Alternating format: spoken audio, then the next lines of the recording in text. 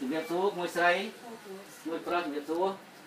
ក្មួយមានបញ្ហាជំងឺដែរក្មួយចាខ្ញុំមកលោកកូនអូលោកកូនឥឡូវចង់សួរបញ្ជាក់ក្មួយឈ្មោះអ្វីទៅចាឈ្មោះលោកសវណ្ណហើយយកគ្រួសារប៉ែនពុតក្មួយមានជំងឺលោកកូនចាបាទហើយអញ្ចឹងគ្រួសារក្មួយប្រុសនេះធ្វើអ្វីដែរថ្ងៃអញ្ចឹងហើយយកក្មួយស្រីនៅផ្ទះក្មួយនៅសងៃនៅភូមិអីសហគមន៍អីដែរក្មួយខ្ញុំនៅតាំងចាង4តាំងចាង4បាទហើយផ្ទះនេះផ្ទះរបស់ក្មួយតែម្ដងឬក៏ផ្ទះអង្គការគេជួយឬក៏សហគមន៍ឬក៏អាជ្ញាធរណាជួយដែរផ្ទះនេះចាគ្រូជួយផ្ទះគេនៅអូខ្ទមនឹងជួយគេទៀតចាគ្រូហើយមួយខែប្រហែលទៅ$5$10មួយខែខ្ទមប្រហែលជា3ម៉ែត្រ4ជ្រុងទេណាមិនថាជាផ្ទះនេះប្រហែលបន្ទប់ទឹកទី1ចុះកាលពីដើមគួរនៅណាដែរខ្ញុំនៅផ្ទះចាញ់3វាំងចាញ់3ហើយគួរអត់មានផ្ទះមានសម័យសោះថ្ងៃហ្នឹងផ្ទះសម័យពីមុនមានតែក្រិតយកអស់គេអូសយកអស់ហើយដោយសារជាពាក់គេអញ្ចឹងក្មួយមានបញ្ហាដោយសារក្មួយរលូតកូនធ្វើការធ្ងន់ហួសកម្លាំងធ្វើឲ្យរលូតកូនអូយបធហើយអាណាធំហើយផ្ទះប៉ុណ្ណឹង$15ហើយសង្កសីក្តៅផងហើយកម្រិតជីវភាពរស់នៅបានឲ្យហូបចុកទៅរាល់ថ្ងៃបើក្មួយឈឺអញ្ចឹងធ្វើមួយថ្ងៃខានពី2ថ្ងៃហើយធ្វើមួយថ្ងៃបានប្រហែលរៀលលុយខ្មែរដែរក្មួយប្រុសបាន20000ហើយពី2ថ្ងៃបានធ្វើម្ដងហើយទៅធ្វើការឆ្ងាយទេអូ3ប្រហែល3គីឡូបាទហើយទៅធ្វើដំណើរបានអីជិះទៅ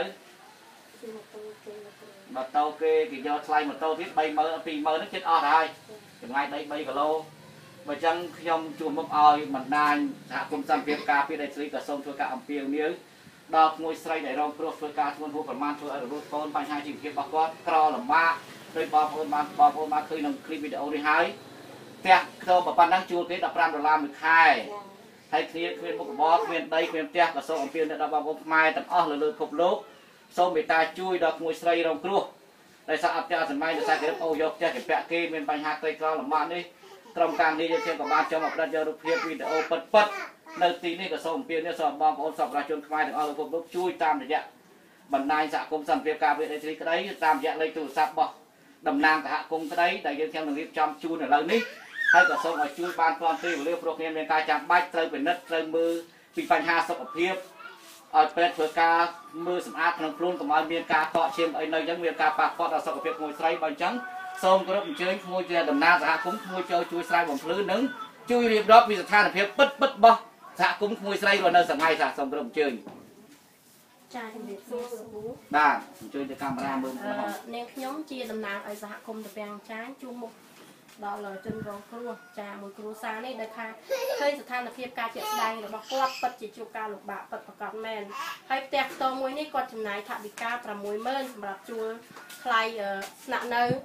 ជាមួយនឹងក្រុមគ្រួសារប៉ុន្តែការជាក់ស្ដែងគាត់នៅបានតែកូនគាត់តូចទេតែឥឡូវនេះពេលវេលានេះគឺកូនគាត់ចេញទៅសិក្សាអស់ហើយ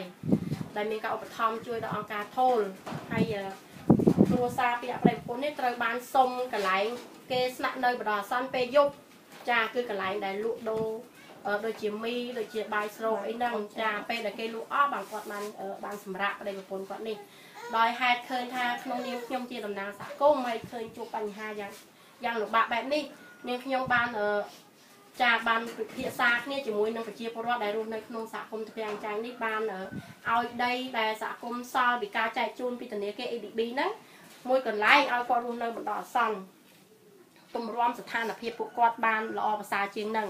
ហើយប៉ុន្តែពេលនេះស្ថិតនៅក្នុងរយៈពេលនេះគឺគាត់អត់ទាន់មានលទ្ធភាពសម្រាប់សាងសង់លំនៅនៅលើដីដែលសហគមន៍ឲ្យគាត់នោះទេដោយសារគាត់មានលុយអត់មានថវិកាដើម្បីសាងសង់ខ្ទមឬក៏ផ្ទះសម្រាប់ពួកគាត់រស់នៅបានសមរម្យហើយដូចនេះហើយក្នុងនាមខ្ញុំជាតំណាងសហគមន៍សូមអំពាវនាវដល់បងប្អូនទៅក្រៅប្រទេសក៏ដូចជានៅក្នុងស្រុកសូមជួយផ្ដល់ជាសម្ភារៈសាងសង់លំនៅឋានសម្រាប់ឲ្យពួកគាត់ដោយសារដីសហគមន៍មានស្រាប់ហើយប៉ុន្តែពួកគាត់អត់ទាន់មានលទ្ធភាពទិញសម្ភារៈសាងសង់ផ្ទះហ្នឹងព្រមទាំងថវិកាថ្លៃថ្នាំពេទ្យក៏ដូចជាការហូបចុកស្បៀងអាហារក៏គាត់ខ្វះខាតដែរដោយសារក្នុងកំឡុងពេលនេះស្ថានភាពនៅក្នុងសហគមន៍របស់នាងខ្ញុំកំពុងដុនដាបចាប៉ុន្តែស្ថានភាពដុនដាបការដុនដាបរបស់ពួកខ្ញុំ ក្រាន់បើល្អភាសាជាងគាត់បន្តិចដោយសារមានខ្ញុំមានផ្ទះចាពួកយើងខ្ញុំនៅក្នុងសហគមន៍មានផ្ទះមានដីសម្រាប់ឲ្យកូនជ្រកជាជំរកសំរុំចំណែកស្ថានភាពការជាក់ស្ដែងនិងការហូបចុកវាប្រហាក់ប្រហែលនឹងគ្រួសារគាត់ចាអញ្ចឹងគឺគាត់